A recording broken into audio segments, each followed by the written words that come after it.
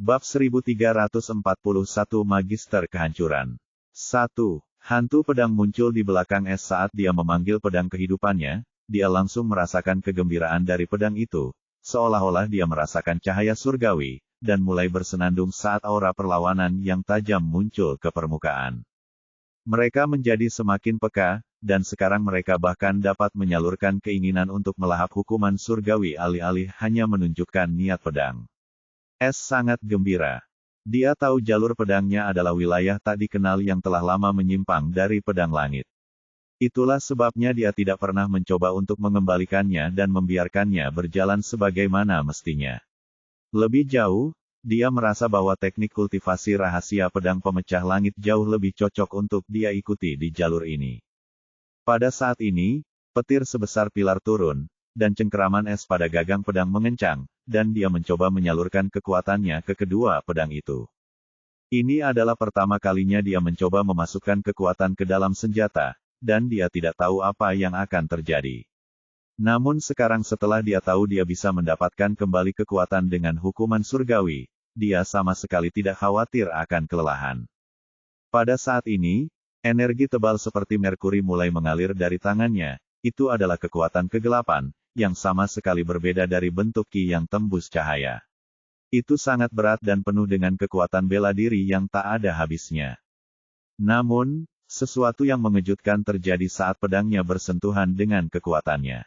Kaki Es langsung menancap dalam tanah, dan matanya terbelalak, berat.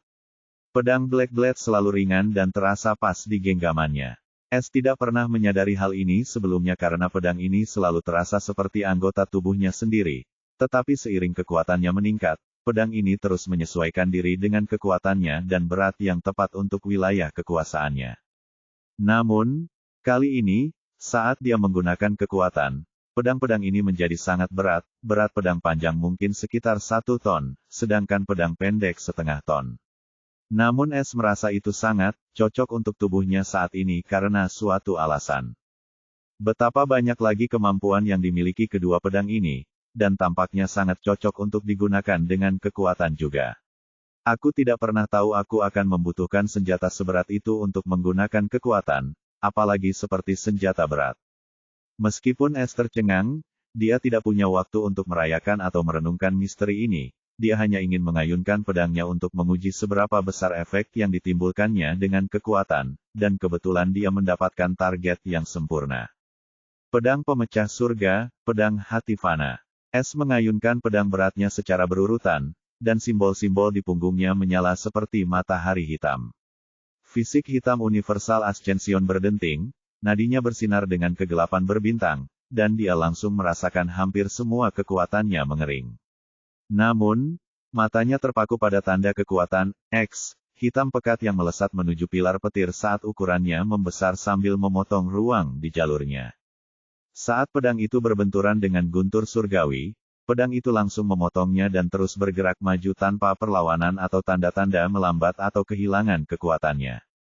Es terkejut karena pedang itu terlalu kuat dan efektif melawan guntur surgawi, tetapi dia juga menyadari sesuatu yang aneh, baru saja, alih-alih hukum pedang, mengapa Ordo Kegelapan menggantikannya? Es bingung dan khawatir karena hal ini belum pernah terjadi sebelumnya. Ia bahkan tidak tahu apakah Darkest Order dapat meniru hukum lain, dan tampaknya hukum ini bahkan lebih kuat daripada hukum aslinya. Tunggu sebentar, saat aku menerima Ordo Kegelapan pertama, sistem menyatakan bahwa hukum-hukumku yang lain sedang dirusak oleh kegelapan, dan hukum-hukum itu akan mengandung kegelapan saat aku menggunakannya. Tetapi saya tidak pernah merasakan banyak perbedaan. Akan tetapi, ketika saya mencoba menggunakan niat pedang dengan paksa, kegelapan mengambil alih, dan saya bahkan tidak dapat merasakan hukum pedang sama sekali. Jangan bilang, ini cara yang benar untuk menggunakan Ordo Kegelapan dan hukum utamaku. Atau karena sebelumnya aku tidak bisa karena aku tidak memiliki tubuh ini. Aku perlu mencari tahu setelah ini terlebih dahulu karena menggunakan hukum lain melalui Ordo Kegelapan terasa jauh lebih alami dan, benar, belum lagi kuat. Ekspresi Es tampak serius karena dia tidak menyangka akan menemukan begitu banyak hal tentang kekuatannya dan Ordo Kegelapan kali ini, dan terlebih lagi, dia sedang berada di bawah hukuman surgawi atas segala hal. Mengaum. Es tiba-tiba terkejut ketika mendengar suara gemuruh yang tiba-tiba, dan dia mendongak saat sisa-sisa petir jatuh menimpanya seperti hujan petir. Namun, petir itu tidak sekuat sebelumnya dan tampaknya telah kehilangan niat untuk menghancurkannya. Pedang dan tubuhnya menarik sisa-sisa petir itu ke arah mereka dan menyerapnya sendiri. Namun perhatiannya tidak tertuju pada fenomena ini, melainkan pada cakar petir 3 warna, yang tampaknya terlepas dari cakarnya dengan teknik pedangnya. Cakar itu berukuran 10 meter saat jatuh, dan pada saat ini, tiba-tiba berubah menjadi sambaran petir tebal.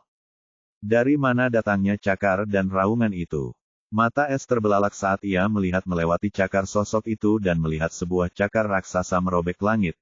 Keenam sosok tajamnya berderak karena kehancuran, dan satu di antaranya hilang karena luka yang jelas terlihat di cakarnya.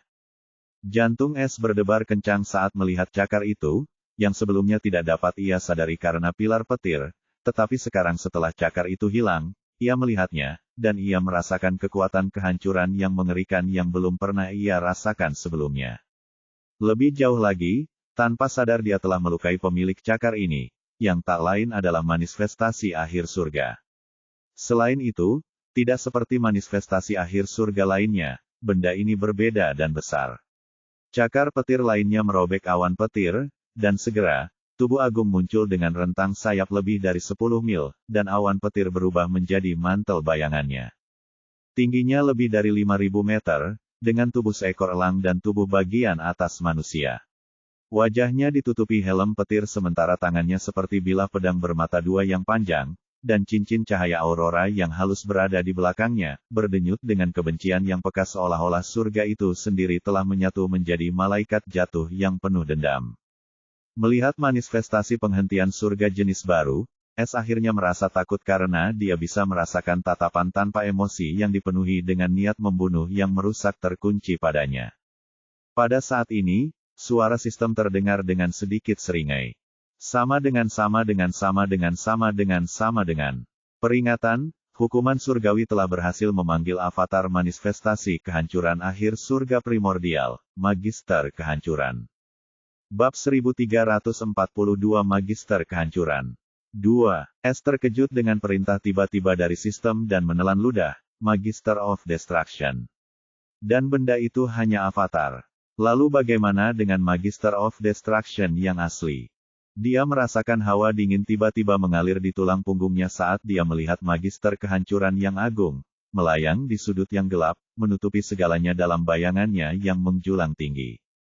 Pada saat ini, wujud raksasa Magister Kehancuran tiba-tiba bergetar, tubuhnya yang diliputi petir runtuh ke dalam seperti bintang yang sekarat, mengejutkan Es. Setelah itu, kerangkanya yang berukuran 5.000 meter itu terlipat, terkompresi, dan mengkristal menjadi sosok setinggi 10 meter, hasil penyulingan kehancuran. Setiap ons kekuatan primordialnya kini berdenting di bawah rangka luar yang diukir obsidian, permukaannya terukir dengan rune 3 warna yang bersinar yang berdenyut seperti detak jantung. Aurora yang remang-remang di sekitarnya memadat menjadi lapisan ruang yang retak, memancarkan cahaya prisma. Di tempat yang dulunya sayapnya membentang bermil-mil, kini bilah-bilah kaca vulkanik melengkung dari punggungnya, berdengung dengan amarah yang bergema. Wajahnya, yang tidak lagi tersembunyi di balik helm, adalah topeng kesempurnaan geometris yang dingin. 6 mata, masing-masing pusaran hitam, merah tua, dan perak, menatap Es, membuat jantung Es berdebar-debar. Es bahkan belum pulih dari perubahan mendadak ini ketika Magister tiba-tiba turun dengan anggun, setiap langkahnya menghancurkan udara di bawah kakinya. Ruang itu sendiri terkelupas dalam pita-pita bergerigi, meninggalkan jejak-jejak kekosongan yang berdesis seperti ular-ular yang sekarat. Selanjutnya, tekanan yang mengerikan membebani Es dengan turunnya Magister, dan tubuh Es terasa sedikit sakit untuk pertama kalinya setelah dimulainya hukuman surgawi ini. Tanah di bawahnya mencair, lalu mengeras menjadi kaca saat aura Magister terpancar keluar, bukan sebagai badai, melainkan sebagai suatu singularitas. Sama dengan. Fisik tuan rumah mendeteksi keruntuhan spasial kehancuran primordial. Tuan rumah telah mencapai 100% penguasaan hukum penghancuran. Physic of Darkness telah diaktifkan dan mulai menyerap hukum primordial destruction. Unit kekuatan kegelapan di overclock, 9/9 27/27, sementara afinitas kegelapan mutlak bakat telah diaktifkan. Sama dengan. Serangkaian pemberitahuan tak terduga lainnya berdering sebelum tekanan padanya tiba-tiba berkurang, dan mesin terbang di punggung es menyala. Pola lubang hitam melahap retakan spasial di sekitarnya yang dipenuhi dengan kehancuran primordial. Pedang kehidupannya bergetar, bila pedangnya kini terbungkus dalam lapisan tipis seperti merkuri dari The Force yang terkondensasi. Mereka lapar. Es dipenuhi dengan kekuatan saat ini. Ia tidak menyangka akan mendapatkan begitu banyak kejutan kali ini dan rahasia tersembunyi di dalam tubuhnya.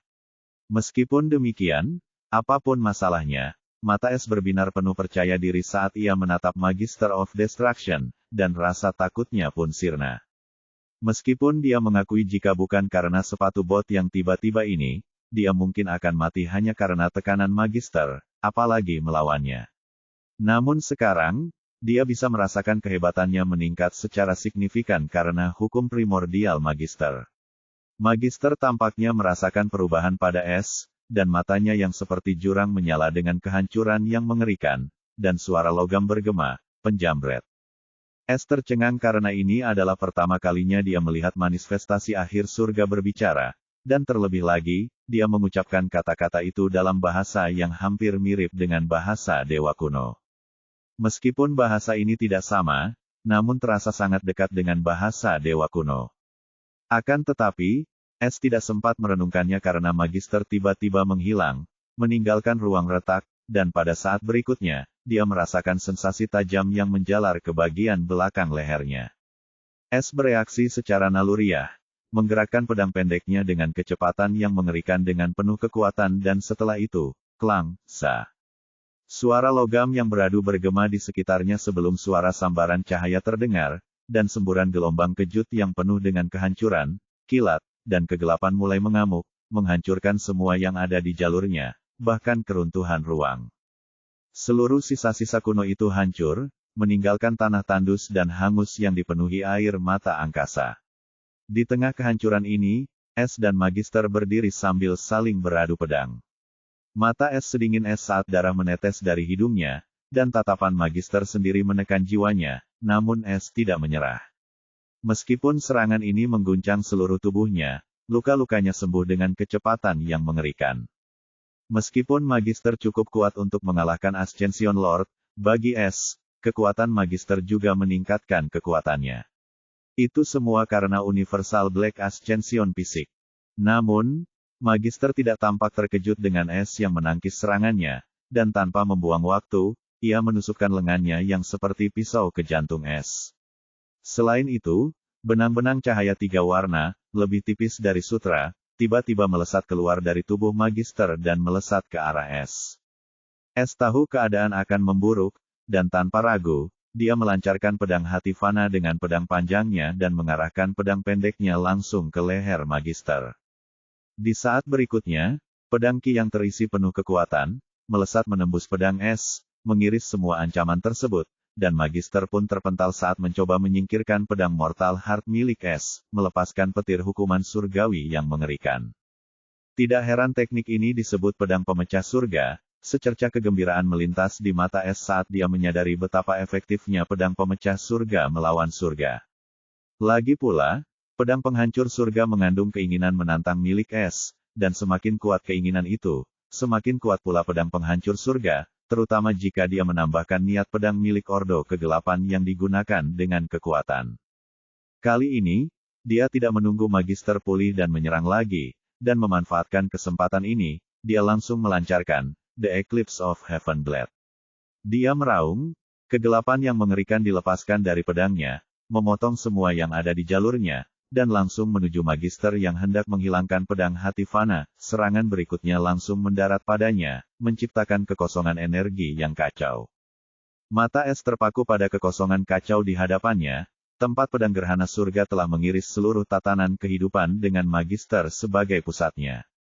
Bulan sabit kehancuran yang dahsyat itu berangsur-angsur menghilang, hanya menyisakan sisa-sisa distorsi ruang yang berkilauan. Ekspresi dingin dan muram terpancar di wajah es saat ia mengatur napasnya, jantungnya masih berdebar kencang karena kekuatan yang dibutuhkan untuk melancarkan serangan itu. Namun, instingnya berteriak padanya, ini belum berakhir. Pada saat ini, dari dalam ruang yang retak, sebuah sosok tembus pandang yang menakutkan mulai terbentuk. Sosok itu adalah Magister, tetapi kehadirannya yang dulu mengesankan kini berubah menjadi siluet hantu. Sayap energinya compang-camping dan hampir tidak menempel pada tubuhnya yang hampir seperti etereal. Sebagian tubuhnya berkedip-kedip, berjuang untuk mempertahankan bentuk, dan wajahnya berkabut. Tatapan mata es menajam, dia hampir tak bisa bertahan, tapi dia masih berbahaya. Memang, kondisi Magister saat ini tidak menentu. Tubuhnya tembus pandang, bukti ketidakstabilan kekuatannya. Namun, di dalam kerapuhan itu, kekuatan mengerikan berkumpul, kekuatan yang membuat udara bergetar. Masih berjuang, sikap dingin es tak tergoyahkan. Namun, ia sedikit cemas karena kelelahan menggerogoti dirinya, dadanya naik turun saat ia berjuang untuk mempertahankan postur tubuhnya. Pedang Eclipse of Heaven telah menguras tenaganya lebih dari yang ia duga, dan bahkan dengan tingkat pemulihan yang mengerikan, itu tampaknya tidak cukup. Tubuh Magister berkilauan dengan kebencian seolah ingin menjatuhkan es. Tanpa peringatan, kekosongan bergetar, dan aura yang tidak menyenangkan menyebar dari Magister, merusak ruang di sekitarnya. Murid es mengerut, kekuatan murni hukum kehancuran, dan dipenuhi dengan kekuatan primordial. Pada saat ini, wujud tembus pandang Magister berkedip-kedip hebat saat dia mengangkat tangannya. Ruang itu sendiri tampak tertekuk, berputar menjadi pusaran kehancuran.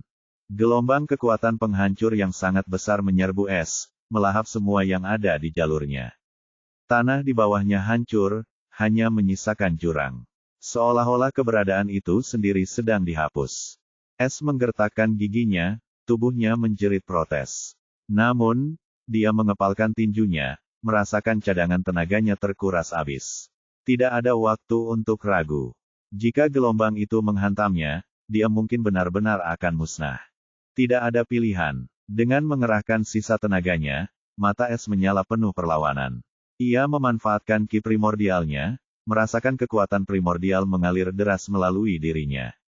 Kekuatan itu mentah, tidak murni dibandingkan dengan kekuatan kegelapannya, tetapi tetap kuat. Ia mengangkat pedangnya, bilahnya bergetar penuh harap. Pedang gerhana surga, es meraung sekali lagi, suaranya menggetarkan surga. Kali ini, bulan sabit itu berbeda, pucat dan bercahaya, tidak memiliki kegelapan yang mendalam seperti sebelumnya. Itu adalah perwujudan murni dari hukum pedang, yang ditempa dengan ki primordial. Itu bertabrakan langsung dengan gelombang kehancuran Magister. Ledakan itu dahsyat. Gelombang energi purba berdesir keluar, menghancurkan bentang alam. Es merasakan tubuhnya menegang, setiap otot menjerit kesakitan saat kedua kekuatan itu bertempur untuk mendapatkan supremasi. Bulan sabit pucat itu perlahan-lahan tenggelam, gelombang penghancur itu mendesak maju. Wajah es memucat, itu tidak cukup. Bab 1343 Magister Kehancuran. 3. Wajah es memucat, itu tidak cukup. Dengan suara gemuruh yang memekakkan telinga, sisa-sisa gelombang yang merusak itu menghancurkan bulan sabit yang melemah dan menerjangnya. Penglihatan es menjadi putih saat ia terlempar ke belakang, tubuhnya ditelan oleh sisa-sisa hukum kehancuran. Rasa sakit yang belum pernah ia rasakan sebelumnya mencabik-cabiknya saat tubuhnya diserang oleh konsep kehancuran. Akan tetapi, simbol-simbol di punggungnya berkilauan dalam kegelapan, seolah-olah menjadi hidup, sementara pedangnya ditutupi oleh rune misterius. Mereka menyerap kekuatan penghancur ini dengan kapasitas penuh. Namun, mereka tidak cukup cepat saat es jatuh ke tanah, mengukir parit yang dalam sebelum berhenti. Asap mengepul dari tubuhnya yang babak belur, kulitnya retak di bawah aura kehancuran yang tersisa. Darah merembes dari mulutnya saat ia berjuang untuk bernapas. Anggota tubuhnya terasa seperti timah, hanya vitalitasnya yang mengerikan dan kekuatan pemulihannya yang membuatnya tetap bertahan. Di sisi lain, sang Magister terhuyung-huyung, wujudnya yang tembus cahaya berkedip-kedip lebih hebat lagi, seolah tak percaya sama sekali atas keselamatan es. Penjambret, sebuah suara samar yang dipenuhi dengan niat membunuh terdengar. Es langsung mengambil beberapa pil dari sistem, langsung memasukkannya ke mulutnya, dan memaksakan diri untuk berdiri, kakinya gemetar. Tubuhnya berteriak agar dia beristirahat, tetapi tatapan matanya tetap tajam. Ia melotot ke arah Magister, semangatnya tak tergoyahkan. Ia tahu ia tak boleh goyah di sini, atau semuanya akan sia-sia. Ini adalah pertama kalinya dia hampir mati dalam hukuman surgawi, dan kehancuran yang disebabkan olehnya benar-benar tak terbayangkan. Ruang di sekitarnya dipenuhi retakan yang baru saja pulih, dan hukum kehancuran merajalela. Tanah-tanah ini mungkin akan menjadi zona kematian terlarang di masa depan. Pencuri. Apa-apaan ini? Gerutu Es, menyeka darah dari bibirnya, matanya merah. Tepat saat kata-kata Es berakhir, medan perang bergetar saat udara menjadi berat, syarat dengan kekuatan yang menyesakkan. Sosok Magister berubah, retak karena petir yang merusak. Dia mengubah tubuhnya menjadi serangan. Mata Es berbinar dengan cahaya yang mengancam. Magister kini berubah menjadi badai dahsyat yang mengerikan, wujudnya yang kolosal menjulang tinggi di atas lanskap yang hancur. Di saat berikutnya, bagaikan gelombang pasang yang menghancurkan ruang, serangan itu menyerbu, menghancurkan segalanya, melahap apapun yang dilaluinya, dan langsung menuju Es. Es tahu dia harus menggunakan segalanya, jadi dia segera mengaktifkan kemampuan pemanggilan sistem pencuri, burung hantu bijak iblis.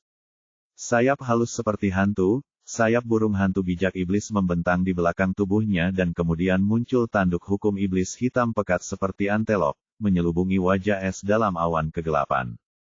Namun, berikutnya, dua pusaran dengan api biru tua terbentuk, menggantikan mata Es dengan mata berwawasan iblis.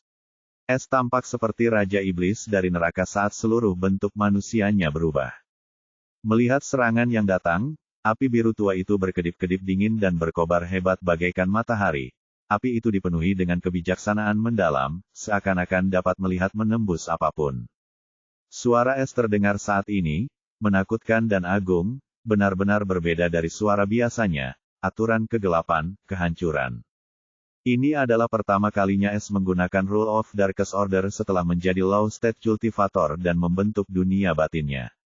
Dia tidak tahu apa yang akan terjadi, dia secara naluriah mengaktifkan rule ini.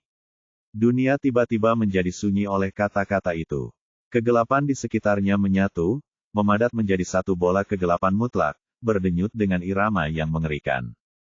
Pada saat ini, sebuah hantu gelap dan kabur berupa sosok berkerudung muncul di belakang Es, dan hantu itu membuka mulutnya yang cekung, menghirup bola cahaya yang masuk. Sesaat, tidak terjadi apa-apa. Kemudian, kegelapan meledak keluar, gelombang kehampaan yang meluas dan menghapus semua yang disentuhnya. Ruang hancur, waktu terdistorsi, dan realitas itu sendiri mulai terdistorsi saat gelombang kehancuran melonjak maju. Sang Magister sama sekali tidak berdaya menghadapi aturan kegelapan, karena gelombang kehancuran menghanguskan seluruh serangan, mengubah cahaya menjadi kegelapan, ruang menjadi hampa, keberadaan menjadi ketiadaan. ARRRRGHH. Teriakan mengerikan yang dipenuhi rasa tidak enak bergema saat semuanya mulai hancur, larut dalam kegelapan. Pedang Es tiba-tiba menarik rune misterius di tubuh Magister, dan hantu di belakang Es tetap acuh tak acuh. Di sisi lain, aturan Desolation tidak menunjukkan belas kasihan saat melahap esensi Magister, yang menyembuhkan tubuh Es dengan kecepatan yang mengerikan.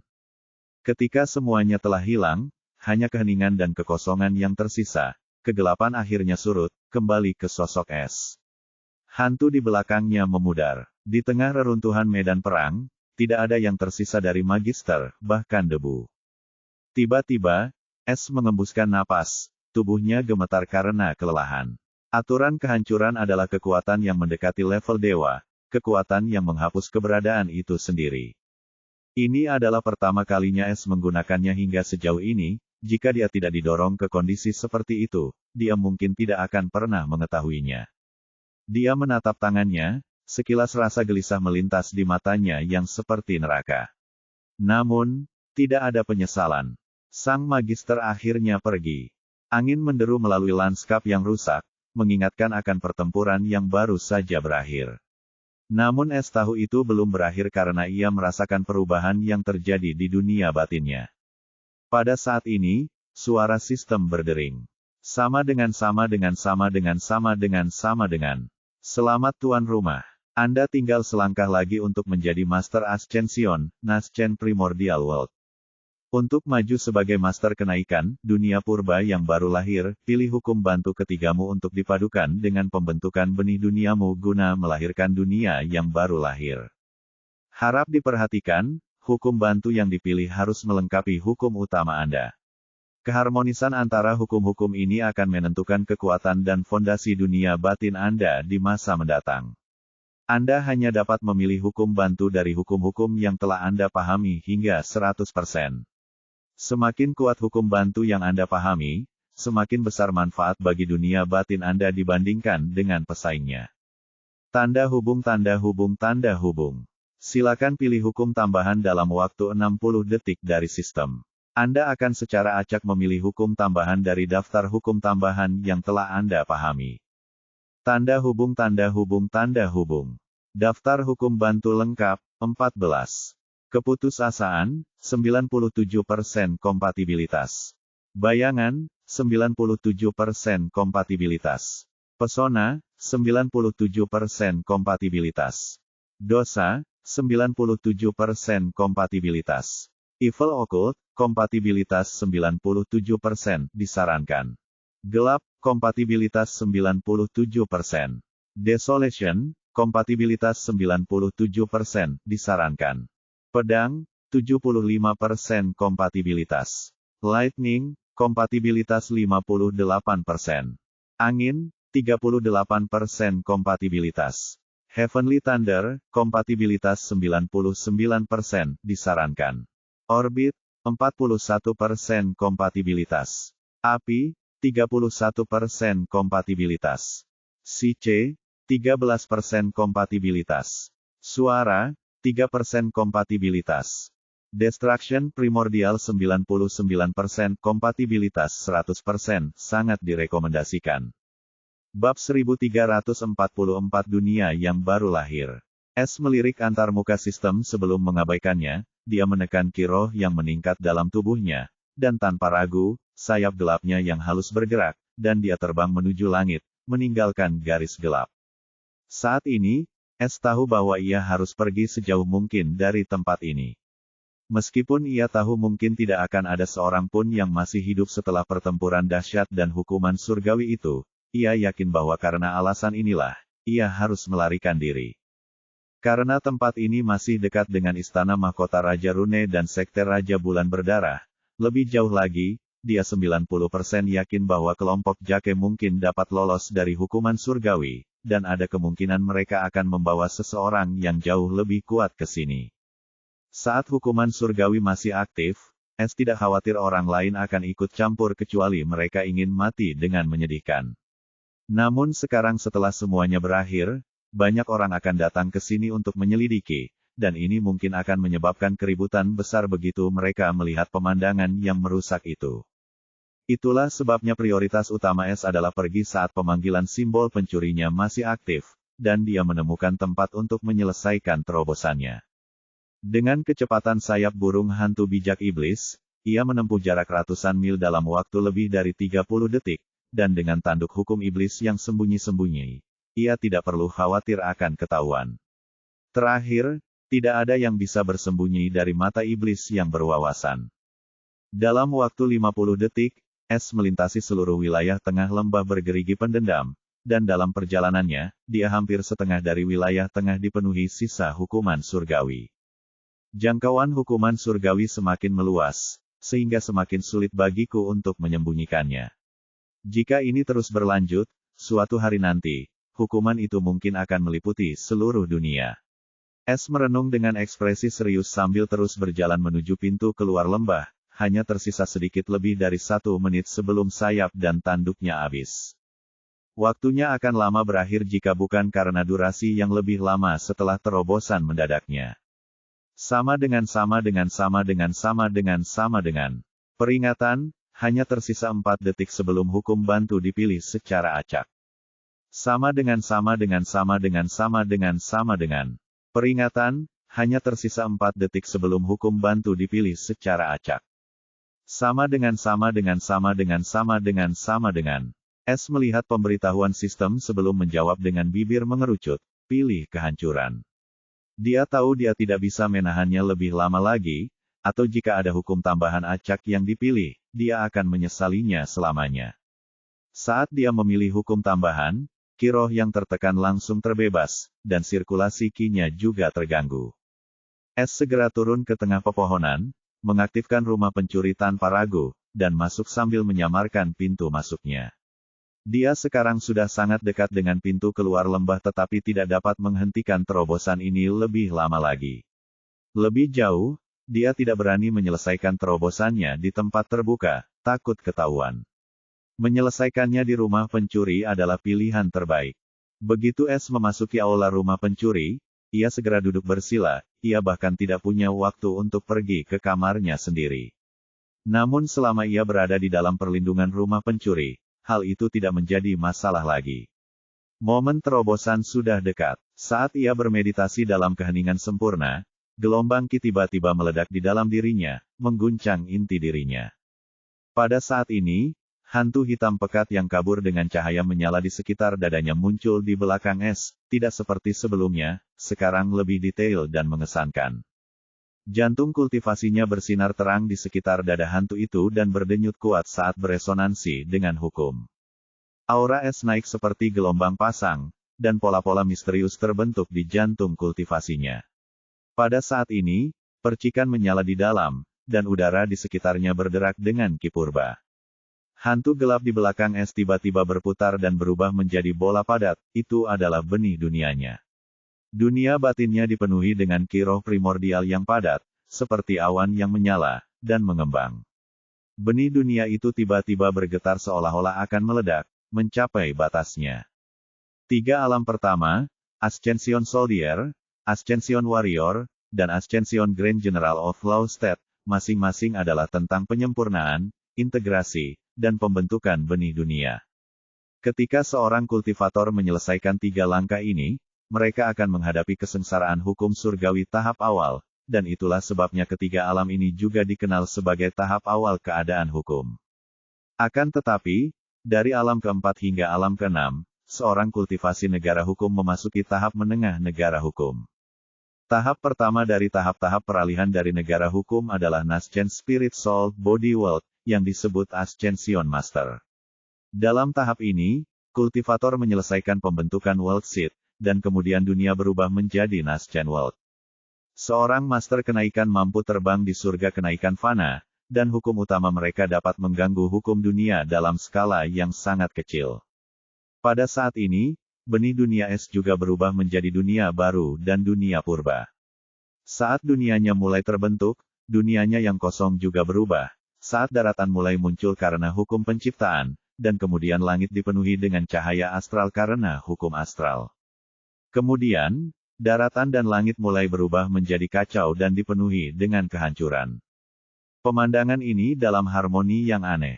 Hantu benih dunianya tiba-tiba berubah menjadi gumpalan kegelapan yang dikelilingi oleh 3 cincin halus berwarna putih, biru astral, dan abu-abu gelap. Pada saat ini, jantungnya berdebar, sinkron dengan denyut dunia barunya, dan auranya mencapai batasnya saat kekuatan yang mengerikan meresap ke seluruh tubuh es. Begitu hati kultivasi es sepenuhnya selaras dengan benih dunia, keheningan yang memekakkan telinga memenuhi pikiran es. Kultivasi es melonjak ke tingkat yang baru. Ki di dalam tubuhnya meluas, luar biasa dan tak terbatas. Es telah melewati ambang batas besar lainnya. Saat terobosan itu selesai, es merasakan perubahan yang mendalam.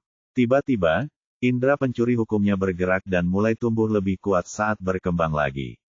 Dia tidak sempat menyadarinya sebelumnya, tetapi sekarang dia bisa merasakannya dengan jelas. Indera pencuri hukumnya telah mencapai radius 50.000 mil, tetapi hal itu masih belum berakhir karena pada saat berikutnya, hantu pedangnya tiba-tiba muncul di belakangnya dan mulai mengalami perubahan yang mendalam.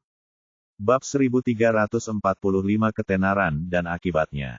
Saat hantu hati pedang muncul, aura es langsung berubah tajam, bagaikan pedang, dan dia langsung tahu dia telah mencapai terobosan dalam hati pedang. Hantu pedang itu menjadi lebih luas dan jelas, hampir seperti pedang sungguhan, dan siapapun yang lebih lemah akan kehilangan akal hanya dengan melihat jantung pedangnya. Itu adalah langkah besar dan kemajuan dalam jalur pedangnya, dan Es tahu itu semua berkat Magister Kehancuran. Pada saat ini, pemberitahuan sistem bergema di benaknya. Sama dengan. Selamat, Tuan Rumah, karena telah memahami kemampuan mistik pertama hukum pedang, hati pedang hingga tahap lanjutan otoritas 99% batas mutlak. Tanda hubung. Selamat, Tuan Rumah. Anda telah berhasil menggabungkan hukum kehancuran dengan dunia batin Anda. Benih dunia Anda telah berhasil berubah menjadi dunia kegelapan purba, keadaan baru lahir. Tanda hubung. Selamat, Tuan Rumah. Anda telah maju ke alam Naschen Primordial World 8%, Master kenaikan 1 bintang. Hadiah, sebelumnya, baru. -1. 25 juta poin pencuri, sebelumnya. -2. 50 juta poin pencuri, baru. -3. Travesti keruntuhan malam, mantra tabu. -4. Penindasan dunia purba, mantra tabu. Tanda hubung. Poin pencuri, 97.100.000. Tanda hubung. Kemampuan jiwa bawaan, tanda jiwa telah berevolusi menjadi kemampuan roh bawaan, prestasi pencuri. Sebelumnya, pencapaian pencuri, kemampuan roh bawaan, pencuri surga tidak pernah lupa. Kemampuan 1. Signature Achieve, pasif. Deskripsi, merekam tanda-tanda jiwa, bela diri, spiritual secara otomatis selama tanda-tanda tersebut terekspos kepada pengguna tanpa batas apapun. Kemampuan 2. Anamnesis tanda tangan, pasif. Deskripsi, mengkategorikan tanda tangan berdasarkan tingkatan kekuatan, spesies, dan pertemuan sambil terus memperbarui prestasi tanda tangan. Fitur ini juga memungkinkan pengguna untuk langsung mengenali pemilik tanda tangan, bahkan saat menyamar. Keterbatasan, anamnesis tanda tangan tidak akan berfungsi pada keberadaan di atas negara hukum. Kemampuan 3. Peniru tanda tangan, aktif. Deskripsi, mampu meniru tanda tangan apapun yang disimpan di Signature Achieve. Tanda hubung. Kemampuan jiwa bawaan, penyelidikan jiwa telah berevolusi menjadi kemampuan roh bawaan, penyelidikan pencuri. Baru. Tifish Probe, kemampuan roh bawaan, tidak ada yang dapat disembunyikan dari pencuri surga. Deskripsi kemampuan aktif mampu menyelidiki memori tertentu secara lebih rinci, bahkan menyatukan memori yang terfragmentasi atau tertekan tanpa meninggalkan jejak atau terdeteksi oleh hukum. Semakin kuat pengguna dan semakin lemah pertahanan mental target, semakin lengkap memorinya. Keterbatasan, peluang ketahuan dan kegagalan pada kultivator dengan 2 tingkat di atas pengguna. Tanda hubung. Status tuan rumah telah diperbarui. Sama dengan. Tanda hubung. Sementara itu, Es tengah mengalami perubahan besar. Istana Mahkota Raja Rune benar-benar menutup lembah kaku pendendam dalam waktu 1 jam setelah kelompok Jakel lolos dari hukuman surgawi. Tindakan mendadak Istana Mahkota Raja Rune ini membuat banyak orang tercengang dan sebagian lainnya tidak senang, khususnya mereka yang mengetahui adanya harta karun tersembunyi di lembah tersebut. Namun, kali ini bukan hanya kota alkimia runik atau putra seorang adipati runik dan beberapa markis runik, melainkan Istana Mahkota Raja Runik sendiri yang telah bergerak. Jadi, tidak peduli siapa atau berapa banyak objek, mereka tidak berani protes. Situasinya sangat gawat sehingga Istana Mahkota Raja Rune mengirim seorang adipati Rune dengan beberapa ahli tersembunyi dari istana, yang mengejutkan banyak orang. Tak seorang pun tahu apa yang telah memancing keributan di Istana Mahkota Raja Rune, tetapi semua orang mempunyai dugaan masing-masing, dan mereka tahu bahwa hal itu ada hubungannya dengan lembah kaku pendendam. Namun kemudian rumor lain mulai menyebar, seorang penguasa kenaikan bintang 9, yang berada jauh di dalam lembah, telah secara pribadi menyaksikan pemandangan apokaliptik dari kesengsaraan hukum surgawi, dan pemandangan itu sangat mengerikan hingga menutupi setengah lembah. Pada awalnya, tak seorang pun mempercayai rumor tersebut, tetapi kemudian semakin banyak berita tentang hilangnya para kultivator di lembah tersebut mulai tersebar, dan orang-orang mulai mempercayai kesengsaraan surgawi yang mengerikan ini serta mulai menghubungkan tindakan istana mahkota Raja Rune dengan kejadian ini. Lebih jauh lagi, pertanyaan baru mulai muncul di benak setiap orang, siapa yang bisa memicu kesengsaraan surgawi seperti itu? Mungkinkah itu salah satu keberadaan istana mahkota Raja Rune yang sulit dipahami? Kemudian tersebar kabar lain bahwa malapetaka hukum surgawi ini akan naik ke alam Raja Kenaikan, yang seketika membangkitkan minat semua orang, termasuk para kekuatan besar, baik yang terang maupun yang gelap. Alam Raja Kenaikan merupakan hal yang sangat penting, terutama bagi 6 kekuatan penguasa surga kenaikan fana, dan jika ada Raja Kenaikan yang baru, status quo pasti akan berubah secara drastis.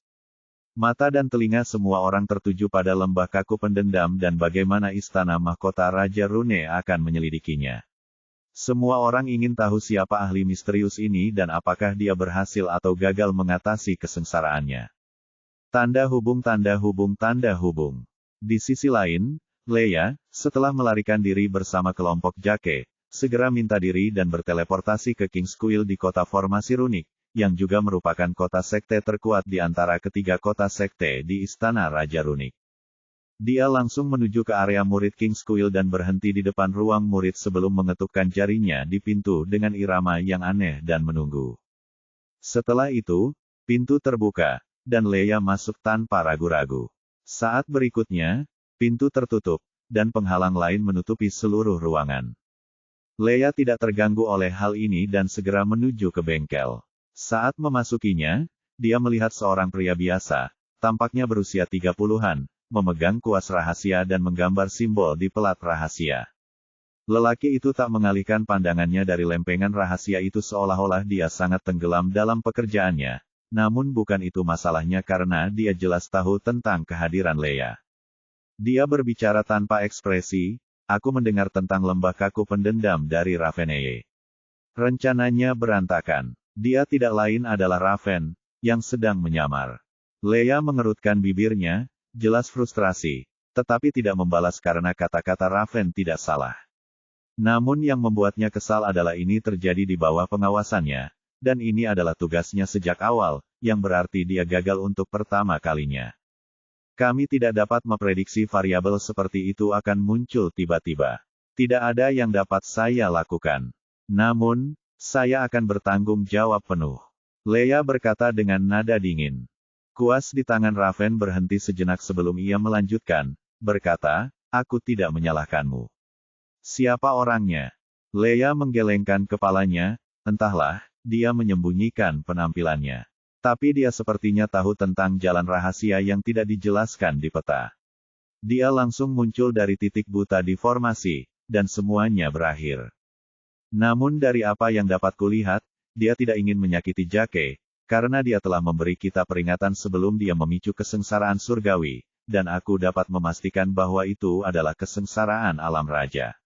Aku juga yakin dia bukan bagian dari istana mahkota Raja Rune dan mungkin bukan seorang kultivator jahat. Saya benar-benar penasaran tentang siapa orang ini dan bagaimana dia tahu tentang lorong lain saat kami memiliki peta itu. Lebih jauh lagi, kami telah merencanakan ini selama ratusan tahun dan bahkan menggunakan Runic Flame Duke untuk mengamankan sisa-sisa kuno itu. Namun, orang ini tampaknya lebih maju dari kita, dan aku yakin tidak ada peta lain yang ada. Satu-satunya orang yang tahu tentang buah itu adalah Duke Api Rune, aku, kau, dan Raveneye sampai kami menyebarkan berita itu. Kami juga menghitung waktu dengan cermat sehingga tidak ada seorang pun yang kuat yang mencapainya sebelum kami menyelesaikan tujuan kami. Runic King Crown Palace tidak akan membiarkan seseorang di atas Ascension Lord menggunakan saluran teleportasi yang mengarah langsung ke wilayah mereka.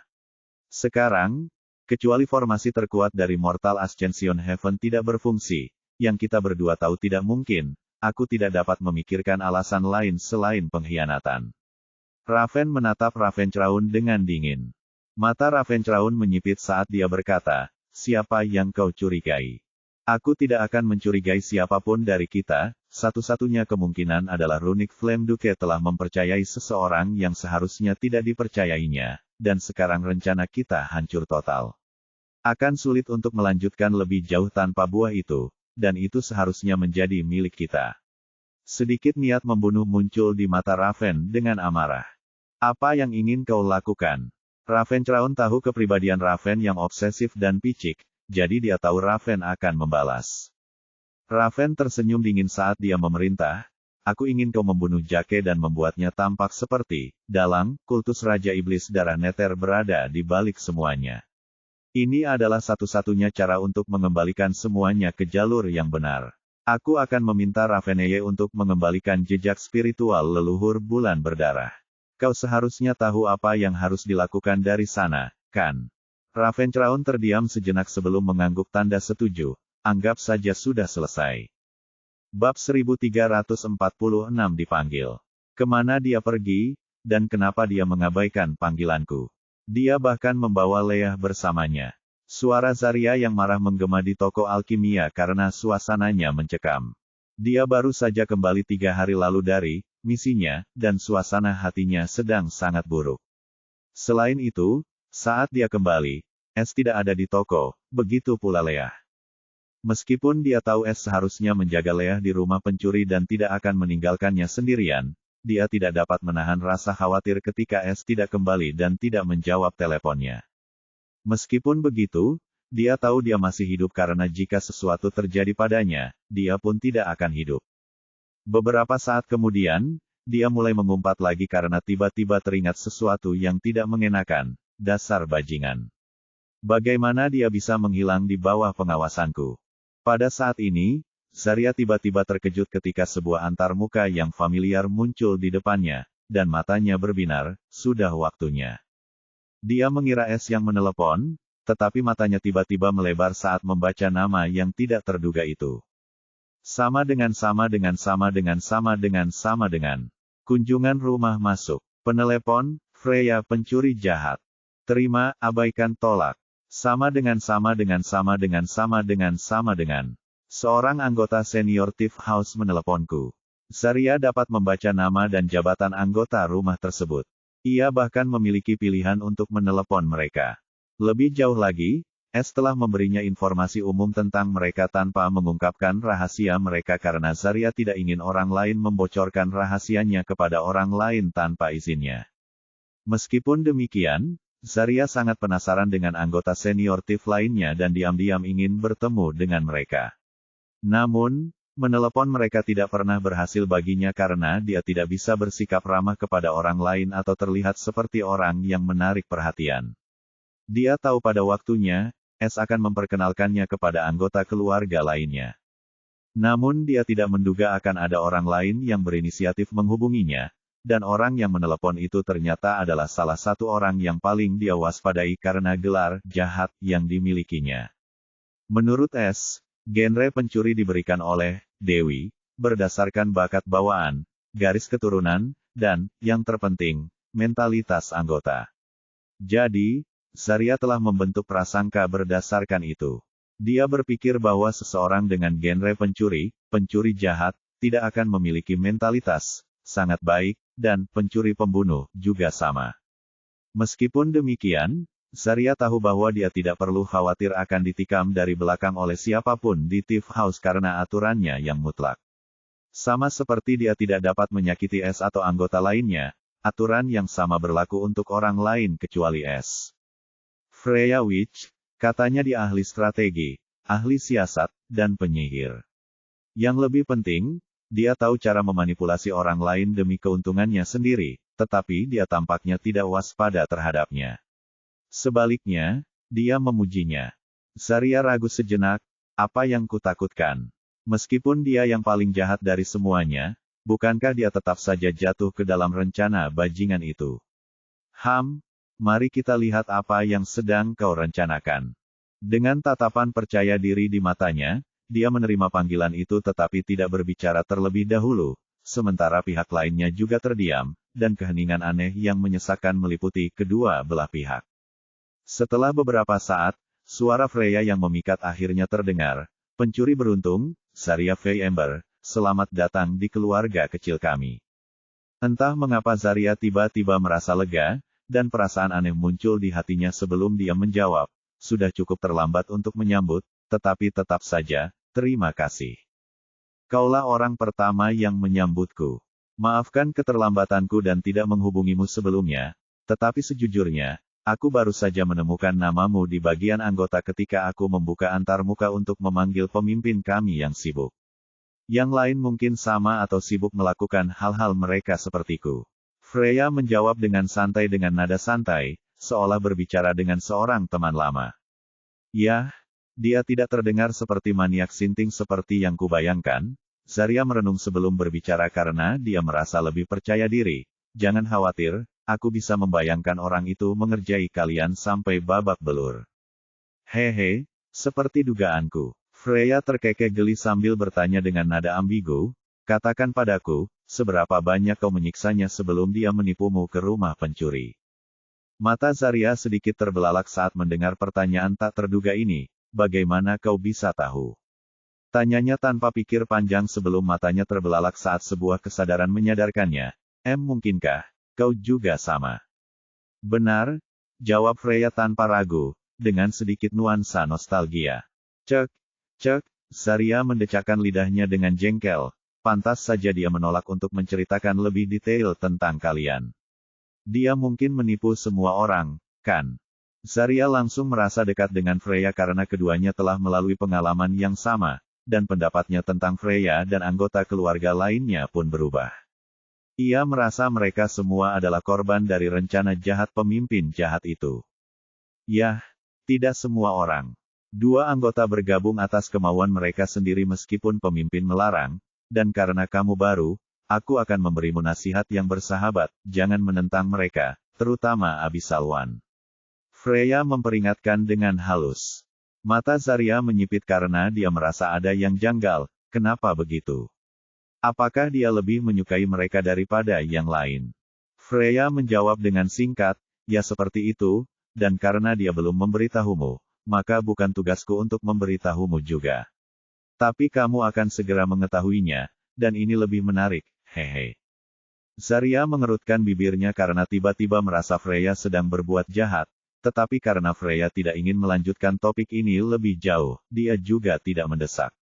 Lagi pula, Freya tampaknya tidak memiliki niat jahat. Pada akhirnya, mereka mulai berbicara tentang pengalaman mereka, bergabung, dengan rumah pencuri, dan Freya bahkan bercerita tentang genre pencurinya dan memecahkan kebingungan Zarya.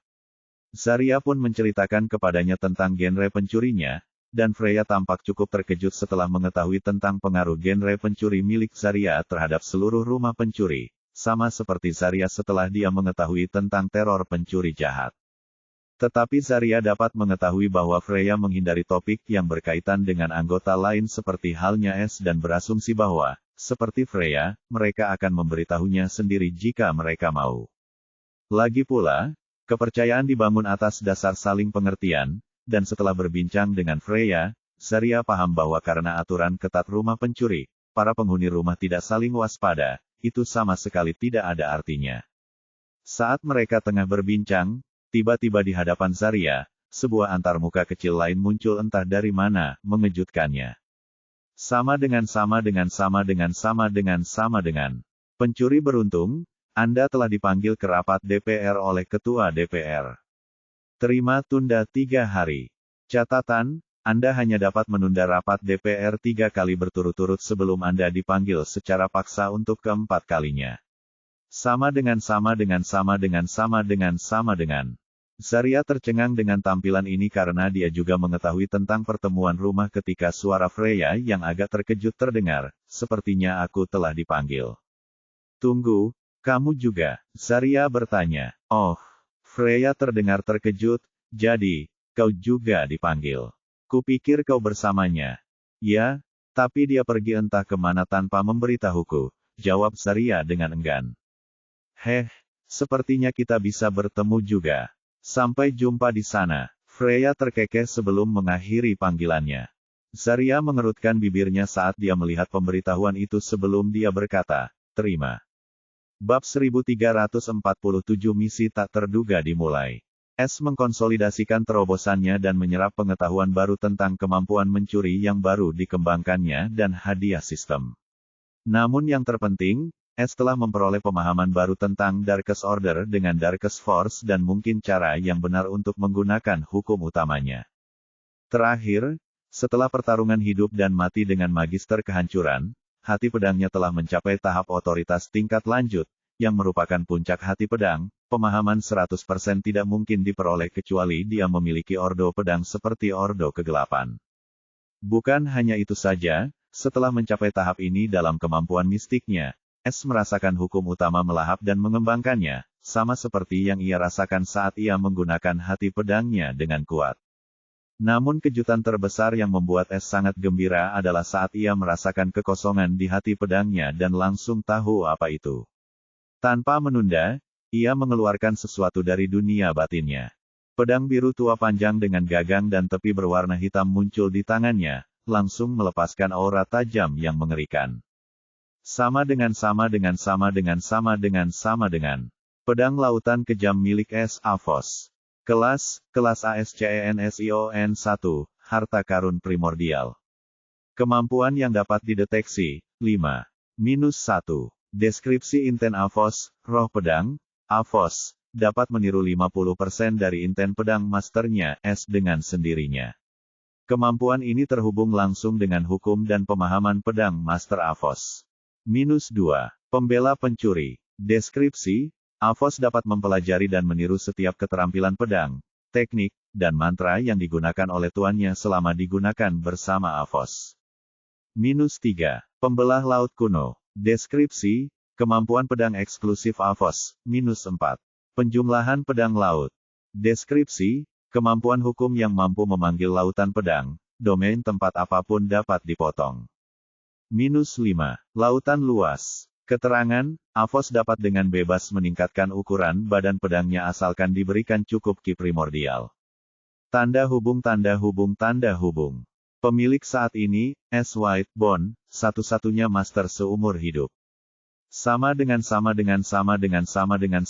S memandang Avos, yang telah berevolusi menjadi harta karun primordial dengan hadiah terakhirnya, dan sekarang Avos dapat menggunakan ki primordialnya tanpa dihancurkan oleh ki-nya.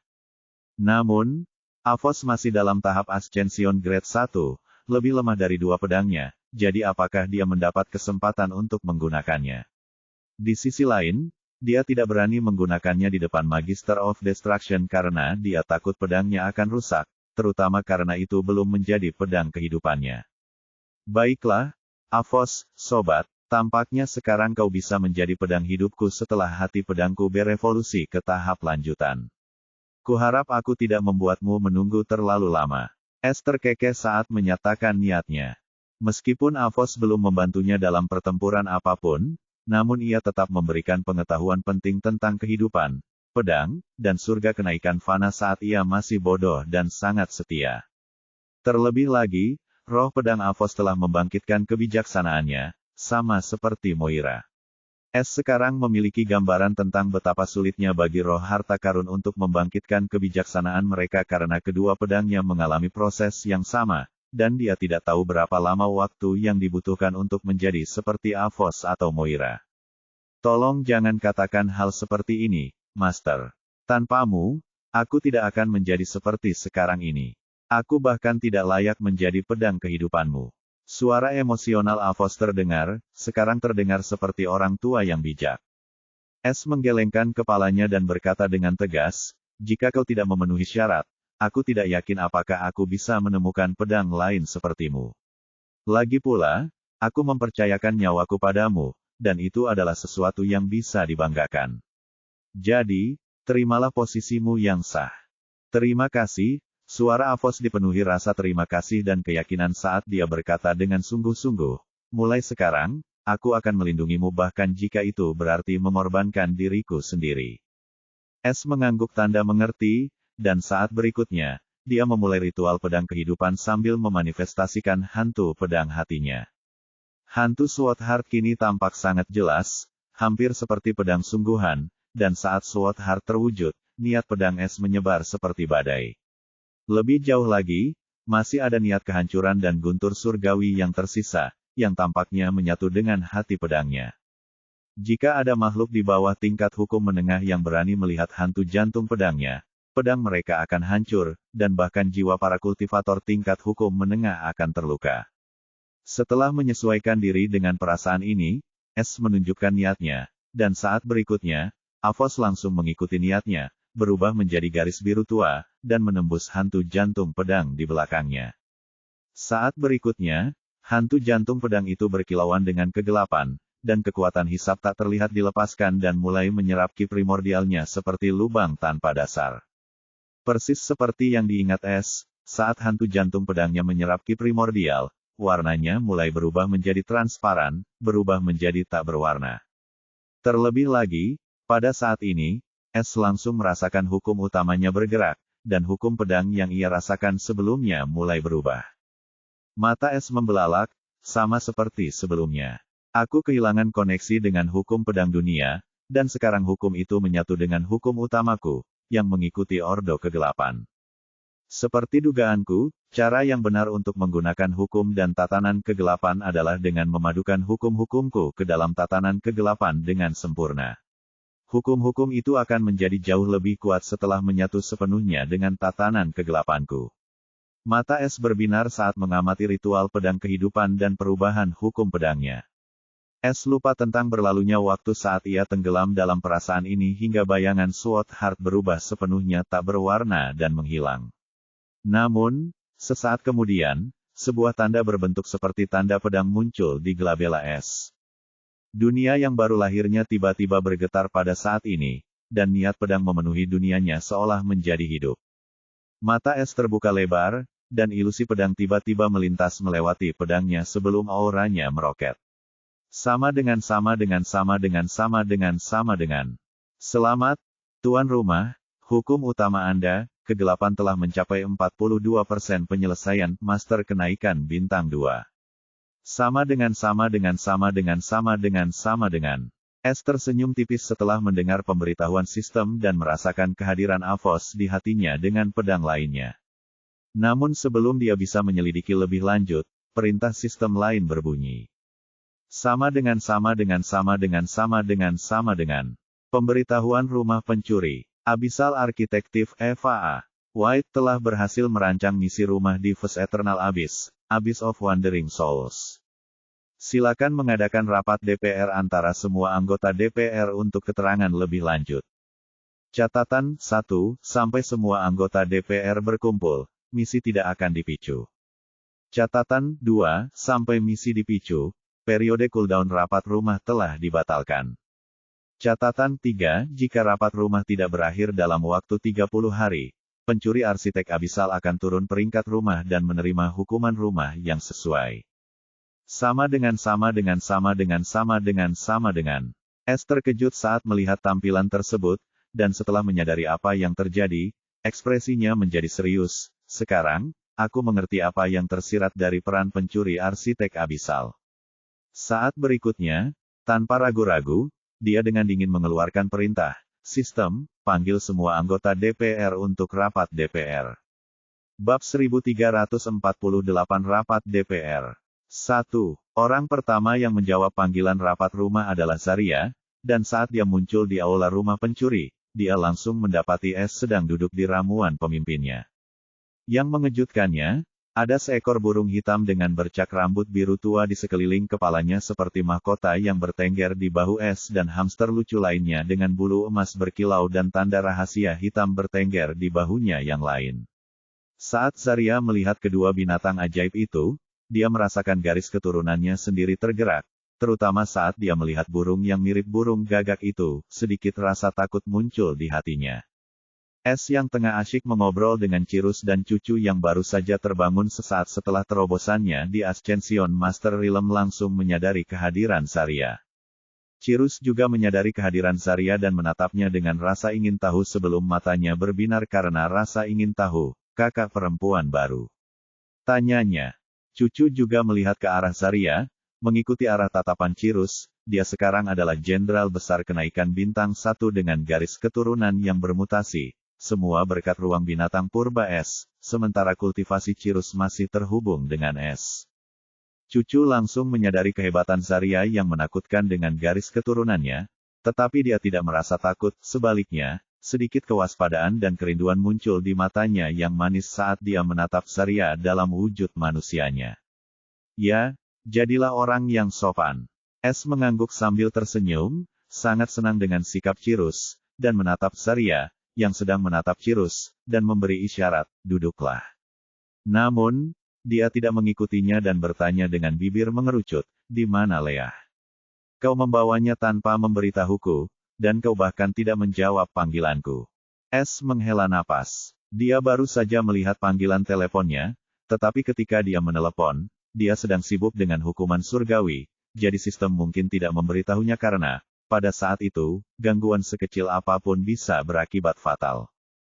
Tetapi hal itu tetap tidak akan mengubah kenyataan bahwa dia membuat Zarya khawatir dan tahu betapa dia peduli pada Leah. Dia tersenyum meminta maaf dan menjelaskan, aku sedang berada di tengah-tengah terobosan, jadi aku tidak menyadarinya. Tapi jangan khawatir, Leah baik-baik saja, dia bermain di kamarmu, dan dengan semua hal yang kuberikan padanya, dia tidak akan bosan dalam waktu dekat. Saat berikutnya, dengan sebuah pikiran, Leah tiba-tiba muncul di hadapan Zarya, tampak bingung saat dia memegang beberapa koin roh di tangannya dan tampak tengah menaruhnya di suatu tempat. Namun saat Leah melihat Zarya, matanya langsung berbinar, dan dia memeluk pahanya dengan gembira, kamu kembali, kakak. Leah sedang membangun rumah koin untuk kita di tanah kita. Zarya langsung merasa lega saat melihat Leah, dan seperti yang dikatakan S, dia tampak sangat bahagia. Dia tersenyum lembut dan mengusap rambutnya dengan penuh kasih, dasar bocah nakal, sepertinya kamu sekarang kaya, bahkan membangun rumah dengan koin, ya. Leah terkikik sambil berkata, semua ini berkat kakak S. Zarya mengangkat alisnya dengan heran saat bertanya, kakak. Dia menatap S dengan curiga. S, yang tadinya tersenyum, langsung menegang dan terbatuk saat menjelaskan, jangan menatapku seperti itu. Leah kecil dan aku melakukan perdagangan yang adil. Aku memberinya semua koin roh, dan sebagai gantinya, dia akan memanggilku kakak. Leah mengangguk cepat sambil menyela, iya, sekarang semua koin itu milikku, dan aku sedang membangun rumah untuk kita. Apa yang kulakukan sudah benar, Kak. Dia menatap Zarya seolah ingin dipuji. Namun, sebelum Zarya sempat menjawab, matanya menyipit karena Cirus tiba-tiba terbang ke arah Leah dan dirinya. Bahkan S pun terkejut dengan tindakan Cirus dan tiba-tiba memiliki firasat buruk saat merasakan kegembiraan Cirus. Karena Cirus dekat dengan S, Zarya tidak melakukan apa-apa, tetapi matanya dipenuhi kewaspadaan saat menatapnya, dia tahu Cirus tidak sederhana dari reaksi garis keturunannya. Cirus tampak mengabaikan Zarya karena dia sama sekali tidak khawatir dengan Zarya karena dia berada di rumah pencuri itu. Dia tahu hanya orang-orang yang disetujui S yang bisa datang ke sini, dan S tidak akan pernah menyuruhnya memanggil orang asing dengan sebutan kakak perempuan, yang berarti Zarya adalah seorang teman. Leah tampaknya menyadari kehadiran Cirus dan merasakan sensasi aneh dalam garis keturunannya saat Cirus mendekat dan melihatnya. Matanya yang besar bersinar karena rasa ingin tahu, sama seperti mata Cirus. Leah tiba-tiba mengangkat tangannya ke arah Cirus seolah secara naluriah, membuat Zarya semakin terkejut, dan Cirus, tanpa ragu, mendarat di lengan Leah. Halo, namaku Cirus. Cirus segera memperkenalkan dirinya. Leah mengangguk dan membalas sapaannya, aku Leah, dasar bajingan. S hampir tersedak saat mendengar sapaan, akrab Leah. Sementara cucu berkobar karena marah, dan Zarya tiba-tiba tersenyum bangga. Namun Cirus yang tidak tahu apa panggilannya itu, bertanya dengan penuh semangat sambil menatap Leah, Leah, maukah kamu menjadi pembantuku? Zarya tercengang, sementara Leah tampak bingung, cucu tak percaya, dan S tersenyum kecut seolah dia sudah menduga akan terjadi hal seperti ini. Bocah kecil, kau tidak tahu siapa yang telah kau buktikan. Aku akan membiarkanmu dipukuli kali ini, atau kau tidak akan mengerti arti dari menahan diri, dan obsesimu yang aneh dengan para pembantu harus berakhir sebelum kau menyeretku bersamamu. S memutuskan untuk tidak menyelamatkan Cirus. Dia melirik Zarya, dia bisa tahu bahwa Zarya mulai mendidih seperti gunung berapi. Namun, sebelum Zarya bisa mencekik Cirus, sosok lain tiba-tiba menyelimuti seluruh rumah pencuri itu, dan aura mengerikan yang dipenuhi kegelapan dan jurang yang dalam, tiba. Zarya merasa khawatir karena instingnya mengatakan ada bahaya, dan dia berpikir musuh yang menakutkan telah datang, dan tingkat kekuatan ini mungkin tidak kurang dari miliknya. Ketika dia mendeteksi sumber aura mengerikan ini, dia terkejut karena pemilik aura ini langsung bergerak tepat di tempat es duduk. Namun adegan berikutnya membuatnya tercengang karena dia melihat sosok berkerudung gelap meringkuk dalam pelukan es, dan dia tersenyum lembut saat memeluknya dengan lembut. Sulit bagimu, kata es dengan nada menenangkan karena dia sama sekali tidak terganggu dengan kehadiran wanita itu. Faktanya, tidak seperti yang lain, es dapat langsung merasakan emosi murninya melalui koneksi mereka. Bagaimanapun, sosok ini tidak lain adalah Eva. Namun kemudian orang lain memasuki aula tersebut, dan kali ini, ketajaman yang mengerikan langsung mengunci es, membuat jantungnya berdebar. Bab 1349 Rapat DPR 2. Es yang merasakan hawa dingin merambati tulang belakangnya, langsung menoleh ke arah pendatang baru itu dengan sedikit keheranan, sebab niat yang dirasakannya seakan-akan telah menggerakkan hati pedangnya. Tidak jauh darinya berdiri seorang wanita yang tampak seperti bidadari dengan rambut perak panjang yang dihiasi jubah putih. Dia berdiri dan menatap tajam ke arah Eva dalam pelukannya dengan tangan terkepal, itu adalah Alina. Alina tampak berbeda karena tanda rahasia dan tanda berbentuk berlian di dahinya tampak tersembunyi. Namun, es tercengang karena aura pedang mengerikan yang terpancar dari tubuhnya. Ia merasa bahwa bahkan jantung pedangnya yang canggih pun kurang di hadapannya. Meskipun dia tahu Alina tampaknya memiliki tubuh yang fantastis dan istimewa yang berhubungan dengan pedang, dia tidak tahu seperti apa bentuk tubuh yang dimilikinya. Sekarang setelah dia melihatnya setelah bertahun-tahun, dia dapat mendeteksi betapa mengerikannya bentuk tubuh pedangnya, belum lagi niat pedangnya yang murni, dan dia dapat merasakan jejak kekuatan di baliknya. Di sisi lain, Eva juga telah tumbuh hingga ke titik di mana dia bahkan tidak bisa mengukur kedalaman kekuatannya. Lebih jauh lagi, dia tampaknya telah menjadi iblis Abyssal Void, rambutnya sekarang sepenuhnya berwarna ungu gelap, dan tanda-tanda rahasia di kulitnya juga tersembunyi, terbukti dalam kendalinya atas garis keturunannya. Namun, es tidak dapat memberi selamat kepada mereka karena suasana canggung yang disebabkan oleh kedua makhluk ini. Ia ingin mengatakan sesuatu, tetapi tidak ada kata yang keluar karena ia tahu itu dapat menyebabkan mereka bertarung satu sama lain atau lebih buruk lagi, dirinya. Eva juga merasakan kehadiran Alina yang familiar karena Alina tidak menyembunyikan semuanya, tetapi dia tampaknya mengabaikannya dan memeluk es lebih erat. Iblis yang tidak tahu malu, apa yang kau kira sedang kau lakukan? Tanda tanya tanda seru petik 2. Alina berteriak padanya ketika dia melihat perilaku Eva yang tidak tahu malu. Di sisi lain, para penonton memiliki reaksi yang berbeda dari yang lain. Zarya tercengang dan sangat bingung, sementara Lea sangat penasaran karena dia berada di antara Alina dan Eva dengan mata berbinar.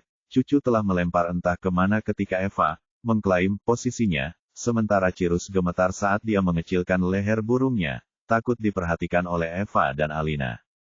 Akan tetapi, apapun yang terjadi, tampaknya tak seorang pun berminat ikut campur, dan es adalah epicentrum badai yang sedang terjadi. Pada saat ini, cahaya lain menyala, dan anggota keluarga lainnya muncul. Dia adalah Freya, mengenakan pakaian hitam dengan topeng di wajahnya. Dia hendak menyapa semua orang ketika dia tiba-tiba berhenti karena merasakan aura tajam dan menoleh. Ketika dia melihat kebuntuan dan es mengiriminya pesan tunggal yang bermakna, dia dengan cepat berpura-pura tidak menyadari apapun dan duduk diam. Es sangat frustrasi dan tahu bahwa satu-satunya orang yang bisa menolongnya adalah dirinya sendiri. Ia dengan lembut mengirimkan suara batin sambil mengusap kepala Eva, "Baiklah, aku sangat merindukanmu, sekarang, bisakah kau berhenti menggoda Alina?" Eva yang sedari tadi mengabaikan Alina, akhirnya mengangkat kepalanya, menatap Es dengan ekspresi polos, dan menjawab, "Aku tidak mengerti apa maksudmu." Kemudian dia menatap Alina, yang urat-uratnya menonjol di dahinya, tersenyum penuh kemenangan, dan membalas dengan nada provokasi, "Aku tidak tahu apa yang membuatmu begitu gelisah. Aku sedang memeluk suamiku, jika kamu punya masalah, tutup matamu, Nona, tunangan. Baiklah, kau dan aku, keluar sekarang." Alina tampaknya telah membuat keputusan besar saat dia menatap Eva dengan mata merah, dan auranya menjadi semakin menakutkan. Kapan saja, Eva sama sekali tidak takut karena matanya berubah hitam pekat seperti kehampaan. S mendesah saat melepaskan aura Darkest Order dan berkata dingin dengan nada memerintah, tidak ada yang bertarung hari ini. Alina, silakan duduk, dan Eva, berhenti memprovokasi dia. Kita akan membahas masalah ini secara pribadi. Kau tahu mengapa kita di sini, kan? Ekspresi Eva dan Alina sedikit gemetar saat mereka melihat S, meskipun kehebatannya mungkin tidak berada pada level yang sama, otoritasnya atas hukum tidak tertandingi karena dia adalah pengendali sebuah ordo. Itu sangat efektif melawan makhluk kegelapan seperti Eva. Eva cemberut namun tak lagi membuat Alina kesal, akan tetapi, sebelum ia meninggalkan pangkuan S, ia cepat-cepat mencium bibir S dan berlari menuju tempat duduknya, sambil memamerkan senyum kemenangan ke arah Alin yang tercengang. Dasar setan gak tahu malu, tunggu aja, gerutu Alina dengan wajah memerah seraya mengambil tempat duduk kedua paling dekat dengan S, tepat di depan Eva. S tersenyum kecut karena dia tahu itu semua adalah ulahnya sendiri. Dia kemudian menatap Freya dan mengerutkan bibirnya, baiklah, berhenti berpura-pura dan duduklah. Oh, aku hanya memeriksa sesuatu. Freya terdengar ceria seolah tidak terjadi apa-apa dan berjalan menuju tempat duduknya dan duduk di sebelah Eva. S mengejek penyihir licik itu sebelum menatap Zarya, yang masih tampak linglung tentang seluruh situasi itu, dan tersenyum meminta maaf. Zarya, kamu juga, silakan duduk. Izinkan aku memperkenalkanmu kepada anggota keluarga lainnya. Dia lalu melirik ke arah Leah, Cirrus, dan Cucu, yang pernah menabrak Cirrus dan kini menatap Leah dengan penuh permusuhan dan berkata, baiklah, kalian bertiga bayar sendiri-sendiri sebentar. Dan Cirrus, berhentilah membuat masalah. Leah seharusnya menjadi adik perempuan atau temanmu seperti Cucu, bukan pembantu, jadi bersikaplah baik padanya. Dengan ketukan jarinya, ketiga anak itu lenyap saat dia mengirim mereka ke tempat Zarya di mana Leah sedang membangun rumah koin dan membiarkan mereka terikat sendiri untuk saat ini karena dia telah memperingatkan Cirrus, dan dengan kehadiran Eva dan Alina, dia tidak akan berani menimbulkan masalah. Zarya mengerucutkan bibirnya namun tidak menolak tawaran S karena ia bisa merasakan kedua makhluk mengerikan itu tampaknya tengah menatapnya dengan sedikit permusuhan, terutama si rambut perak, tatapan matanya bagaikan pedang yang siap menusuk jantungnya. Zarya menarik napas dalam-dalam, berjalan ke arah Freya, dan duduk di sampingnya, yang membuat Alina sedikit mengernyit. Sudut ruangannya tampak agak kosong sementara Eva tersenyum senang. S langsung merasakan ada yang tidak beres dan segera mengalihkan fokus sebelum menjadi pertarungan teritorial antara Alina dan Eva. Dia terbatuk pelan, semuanya, dia adalah Zarya, pencuri beruntung, anggota baru di rumah pencuri. Zarya mengangguk tanpa ekspresi sebagai salam. Pada saat ini, Eva berbicara sebelum S bisa memperkenalkannya, jadi, kamu pendatang baru, senang bertemu denganmu, aku Eva White, istri S dan wakil pemimpin Thief House. Dasar kau bajingan, Alina langsung membalas. Eva menatap Alina dan bertanya dengan mata menyipit, apa maksudmu? Kamu bukan wakil pemimpin, Alina berkata dengan dingin. Eva tiba-tiba tersenyum seolah menunggunya untuk mengatakannya, jadi kamu mengakui kalau aku adalah istri pertamanya, kan? Alina kehilangan kata-kata dan tahu bahwa dia telah jatuh ke dalam perangkap. Dia lebih suka mengakui bahwa Eva adalah wakil pemimpin daripada istri pertama. Bagaimana mereka bisa bertengkar hanya karena perkenalan? Esther diam dan segera menengahi, ya, Eva adalah istriku. Ini Alina, juga tunanganku. Wanita licik itu adalah Freya. Itu tidak sopan. Kau membuatku terdengar seperti penjahat. Freya membalas dengan protes sambil menatap Zarya, yang tampaknya akhirnya menyadari apa yang sedang terjadi dan berkata dengan penuh arti, kita sudah bicara, kan? Senang sekali bertemu denganmu. Zarya kembali merasa bahwa Freya tampaknya menjadi satu-satunya sekutu di sini karena kedua orang lainnya tampak gila dan dengan emosional berkata, ya, aku senang kau ada di sini. Esther terkejut, kalian berdua sudah bicara. Bukan urusanmu. Zarya membalas karena dia merasa marah terhadap S karena menyeretnya ke rumah gila ini. Mata Eva menyipit tajam karena dia tidak menyukai nada bicara Zarya, sementara Alina juga menunjukkan niat yang dingin. Mereka mungkin biasanya mengabaikan S, tetapi mereka tidak bisa menerimanya ketika orang lain melakukan hal yang sama. S langsung tahu keadaan akan memburuk lagi, dan dua anggota rumah terakhir muncul pada saat ini. Namun, ekspresi S langsung berubah ketika dia menghilang dari tempat duduknya, muncul tepat di samping salah satu dari mereka, dan menghentikannya agar tidak jatuh. Niat membunuh terpancar di mata S saat ia menatap Noah yang penuh luka. Salah satu lengannya hilang, kulitnya hitam, dan aura yang sangat jahat terpancar dari tubuhnya. Siapa yang melakukan ini? Bab 1350. Bab 1350 Rapat DPR. 3. Kemarahan S langsung tercermin di rumah pencuri itu saat kegelapan suram menutupi seluruh aula, dan bukan hanya S tetapi anggota rumah lainnya, kecuali pendatang baru, Zarya, yang semuanya menunjukkan reaksi yang sama terhadap S. Lagi pula, Noah adalah anggota pertama dari keluarga pencuri dan sangat setia kepada S. Bukan hanya itu, Noah adalah satu-satunya yang tidak pernah menunjukkan ambisi apapun kecuali rasa tanggung jawabnya yang sangat besar untuk melindungi S, dan dia tidak pernah berkonflik dengan siapapun kecuali jika ada orang yang menentang S. Selain itu, ada hal lain yang hanya diketahui oleh Alina dan Eva. S akan menerima perasaan Noah, tetapi ia tidak pernah mendapatkan kesempatan yang tepat, terutama setelah mereka memasuki surga kenaikan fana. Setiap orang memilih jalan mereka sendiri untuk menjadi lebih kuat, dan S juga memengaruhi keputusan ini. Sepertinya dia terkena racun dan kutukan seperti Ki. S segera menggunakan antarmuka rumahnya, memasuki toko pencuri pembunuh, dan membeli pil yang cocok di tokonya. Mengambil pil itu, S memasukkan ki primordialnya ke dalamnya, mengubahnya menjadi kabut tebal, dan mengirimkannya langsung ke tubuh Noah yang bercampur. Pil sistem itu sangat efektif karena luka-luka Noah langsung sembuh, dan bahkan tangannya yang terpotong-potong pun tumbuh kembali dengan cepat. Selain itu, Noah sedang berlatih teknik tubuh iblis baru tingkat kenaikan, dan dia sudah menjadi jenderal besar kenaikan, jadi vitalitasnya sangat kuat. Terlebih lagi, jika ada orang lain dalam kondisinya, mereka pasti sudah lama kehilangan kesadaran atau menangis kesakitan, tetapi Noah sepenuhnya sadar dan bahkan tidak menjerit, dia hanya tampak kelelahan. S menatap Noah dalam pelukannya, topeng yang biasa ia pakai telah retak, namun kedua matanya yang hitam pekat terlihat jelas saat ia menatapnya dengan lembut, membuat hati S terasa sakit karena bersalah. Siapa yang melakukan ini padamu? Tanya S lembut saat para penghuni rumah mengelilingi mereka dan menunggu Noah berbicara. Noah tampaknya telah memulihkan energinya dengan pil itu saat ia mendorong S kembali dan berdiri sendiri.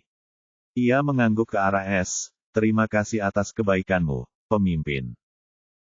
Kemudian dia melihat ke arah anggota dewan dan berkata, jangan khawatir, semuanya, ini karena kelalaian saya sendiri. Mari kita duduk, dan saya akan menjelaskannya. Cih, dia masih saja bersikap seolah tidak terjadi apa-apa. Gerutu Inter sambil mengerutkan kening. Karena tak menyangka akan menghadapi hal seperti ini, dia pun menjawab panggilan S. Dia pikir dia dipanggil ke sini karena hal ini dan tak lagi menunjukkan rasa kesal. Freya menepuk bahu Inter pelan dan mengirimkan transmisi roh, kenapa kamu begitu jahat? Aku tahu kamu khawatir padanya meskipun kamu berkomentar begitu, kan? Inter, yang kepalanya tertutup tudung kepala dan wajahnya tersembunyi di balik topeng tanpa wajah, langsung membalas melalui transmisi roh, apa yang kamu bicarakan? Apakah kamu ingin berada dalam kondisi yang sama dengannya?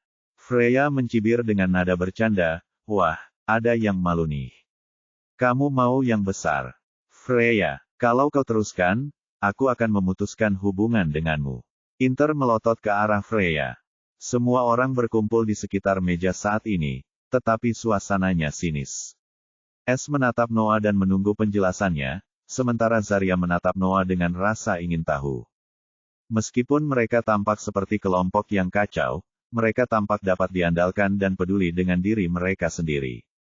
Selain itu, wanita itu baunya seperti ras-ras jahat, dia berasal dari ras yang mana? Dan dengan bagaimana reaksi pemimpin bajingan itu tadi, jangan bilang kalau dia salah satu pacarnya. Zarya bertanya-tanya sebelum melirik Inter, dan dia bahkan tidak bisa merasakan fluktuasi apapun darinya, seolah-olah dia bukan makhluk hidup, membuatnya merasa merinding. Noah menatap Es dan tidak melakukan apapun untuk menunjukkan betapa khawatir dan marahnya dia, dan dia merasakan kehangatan di hatinya.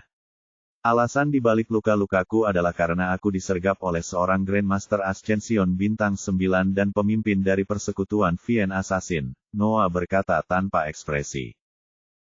Mata Es menyipit saat secercah niat tajam melintas di matanya, mengapa mereka menyerangmu? Apakah identitasmu terbongkar? Dan di mana Thomas?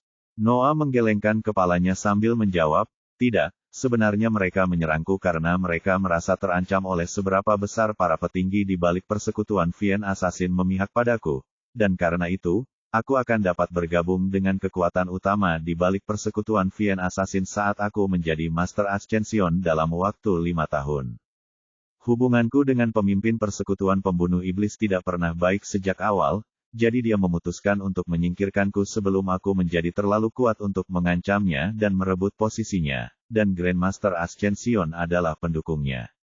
Sedangkan untuk Thomas, aku menyuruhnya berperan sebagai agen ganda, berpura-pura mengkhianatiku sambil mengawasi pergerakan mereka. Sekaligus untuk melindungi dirinya sendiri karena dia masih cukup lemah untuk menghadapi Ascension Masters itu.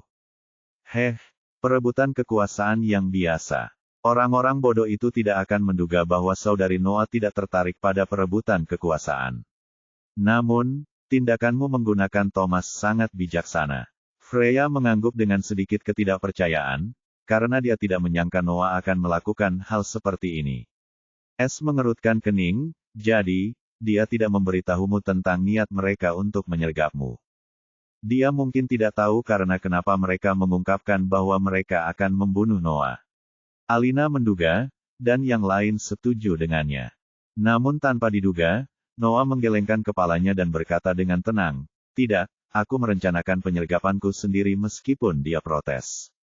Termasuk semua orang, Es tercengang saat mendengar fakta mengejutkan ini. Dia hampir tertawa terbahak-bahak dan memarahinya, dasar pemberani. Jadi, kau merencanakan kehancuranmu sendiri.